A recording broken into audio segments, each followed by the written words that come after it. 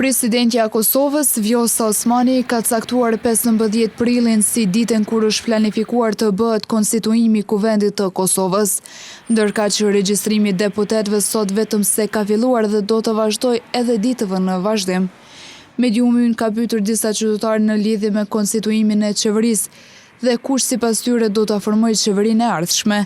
Njëri prej tyre u përgjigj se qeveria do të krijohet nga ai që ka fituar shumicën e votave. Qeveria të formoj që ka fitu ma shumicën, që ka shumicën, 48 deputet, ati i takon. Pse mendon ashtu? Pse mendon se ka fitu? Se do të merë qeverinë opozita, me 4, sa ka opozita, i ka opozita. Si mendojnë të amorën qeverinë ata, si mendojnë të aleqen qeverinë ata. Përse popë dhe dënë 48.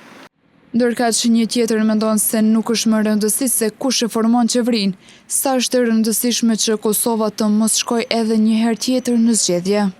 Për mua, mendoj se solucioni më i mirë është që të kemi një konsensus ose një marrëveshje të përbashkët pa marrë parasysh parti fituese ose parti tjera opozitare, në mënyrë që mos ta çojmë edhe një herë Kosovën e zgjedhjet, se ato kushtojnë në të gjitha aspektet, prandaj ne nuk e kemi luksin Kosovë që të bojmë për një kohë të shkurtë zgjedhje tjera.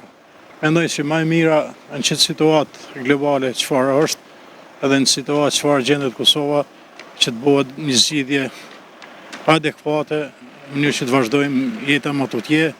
Një qytetare u shpreh se qeveria e ardhshme do të formohet nga opozita. Opozita.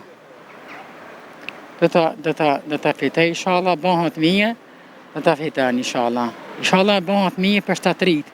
E për një tjetër qytetar, formimi i qeverisë do t'i bëjë bashkë të gjitha partitë për të mirën e vendit. Të gjithë këta qytetarë që kanë votu këto subjektet politike, i kanë votu për një qëllim për me dhënë kontributin për këtë vend, për shtetin, për qytetarët. Unë mendoj se të gjitha partitë duhet të bëjnë bashkë për të mirën e këtij vendit. Ne t'i lënë onash, ato inotet politike që i kanë. Sipas rregullorës së Kuvendit, seancën konstituive deri në zgjedhjen e kryetarit të Kuvendit e drejton deputeti më i vjetër në moshë, duke u ndihmuar nga deputeti më i ri në moshë.